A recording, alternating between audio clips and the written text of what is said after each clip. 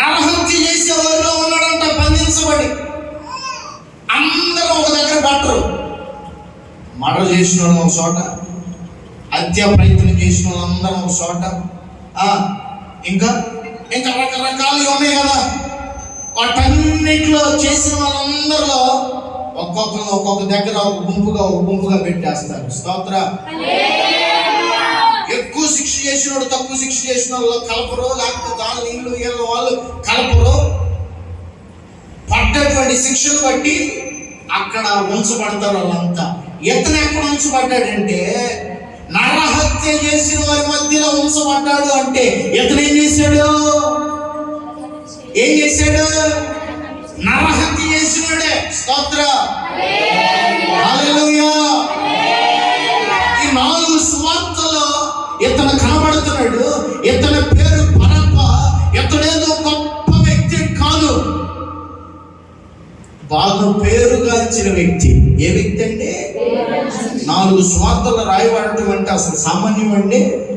ప్రజలందరికీ తెలిసిన వ్యక్తి. అప్పట్లో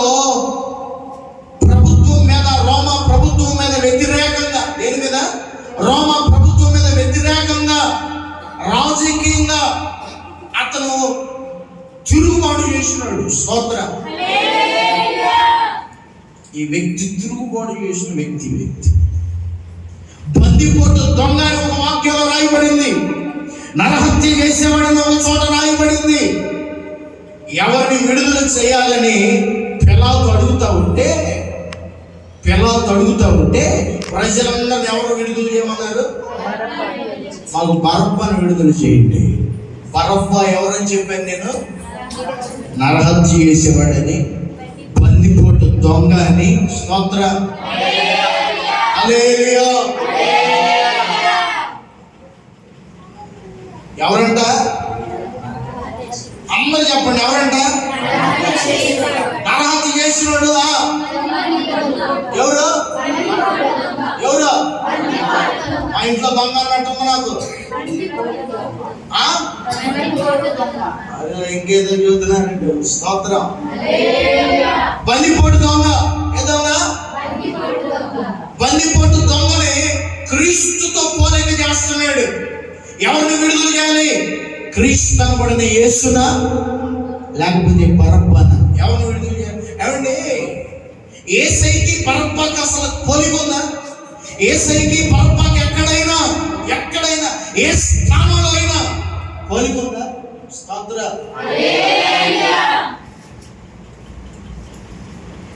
వీళ్ళిద్దరు ఎదురుగా నిలబెట్టి ప్రజలు అడుగుతున్నాడు. పిలాతు అతని అధికారం ఏంటంటే అతను ఒక ఎమ్మెల్యే కాదు, అతను ఒక ఎంపీ కాదు, అతను ఒక సీఎం కాదు, అంతకు మించి గవర్నర్ ఆయన. స్తోత్ర. సీఎం మీద అధికారి ఆయన. రాష్ట్ర రాజు మీద అధికారి ఎవరైనా ఉన్నారు అంటే, అంతకు మించి సుప్రీం పవర్ ఏదైనా ఉందంటే గవర్నర్. స్తోత్ర. గవర్నర్ మీద సుప్రీం పవర్ ఏదైనా ఉందంటే పిఎం. స్తోత్ర. పిఎం మీద సుప్రీం పవర్ ఏదైనా ఉందంటే ఫస్ట్ లేడీ. మన ఇండియా ఫస్ట్ లేడీ ఎవరండి?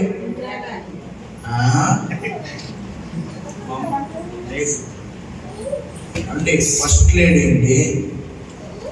మన ఇండియా ఫస్ట్ లేడీ అన్నాను. లేడీ అని ఇంటి కూడా ఇచ్చాను. కాబట్టి దేవుని స్తోత్రం చెప్పడం సరిగ్గా. హల్లెలూయా. ముర్ము అండి. ఎవరు? అయా ద్రౌపది ముర్ము. స్తోత్ర. ఎవరంటే ఫస్ట్ లేడీ అంటే రాష్ట్రపతి. స్తోత్ర. హల్లెలూయా. ఆ స్థానంలో ఉంది కాబట్టి ఆ స్థానంలో ఉన్న వ్యక్తిని ఫస్ట్ మ్యాన్, ఫస్ట్ లేడీ అని పిలుస్తారు. స్తోత్ర. హల్లెలూయా. ఇక ఇండియాలో అతనికి మించిన సుప్రీం పవర్ లేదు. భారతదేశంలో అతనికి మించినటువంటి సుప్రీం పవర్, ఇక ఆమెకు మించిన ఆమె ఇంకెవరు లేరు. ఇక ఆ పైన కోర్టులు, అధికారులు. ఇది స్తోత్ర. పిలాతు ఏ పవర్ కలిగినాడు? గవర్నర్. ఎవరైనా పిలాతు ఎవరినైనా గవర్నర్. ఒక అధికారితో సంబంధం లేకుండా ఈయన సంతకంతో ఒక వ్యక్తిని విడుదల చేయగలిగినటువంటి అధికారం కలిగిన వాడు. ఒక కోర్టుకు సంబంధం లేకుండా, ఒక న్యాయ తీర్పునికి సంబంధం లేకుండా, న్యాయవాదులతో సంబంధం లేకుండా, జడ్జిలతో సంబంధం లేకుండా ఇతనంతటికి ఇతనే విడుదల చేయగలిగినటువంటి సంతకం ఏదైనా ఉందంటే అది రోమ గవర్నర్ చేతిలో ఉంది. స్తోత్ర. ఆనాడు యేసయ్యను పట్టుకున్న సమయంలో యేసయ్యతో పాటుగా ఉన్నటువంటి అధికారంలో ఉన్నటువంటి వ్యక్తి ఈ గవర్నర్ అయినటువంటి పొంతు పిలాతు. స్తోత్ర. బాప్తిస్మలోనికి దిగినప్పుడు, నీటిలోనికి దిగినప్పుడు పాస్టర్ గారు అడుగుతాడు, అయ్యా యేసు క్రీస్తు ప్రభువారు పొంతు పిలాతు యొక్క అన్యాయపు తీర్పు నిందాడని నువ్వు విశ్వసిస్తున్నావంటే, విశ్వసిస్తున్నానండి, యేసయ్యకి అన్యాయపు తీర్పు జరిగిందని. స్తోత్ర. యేసయ్యకి ఎక్కడ న్యాయం దొరకలా, యేసయ్యకి ఎక్కడ న్యాయం దొరకలా.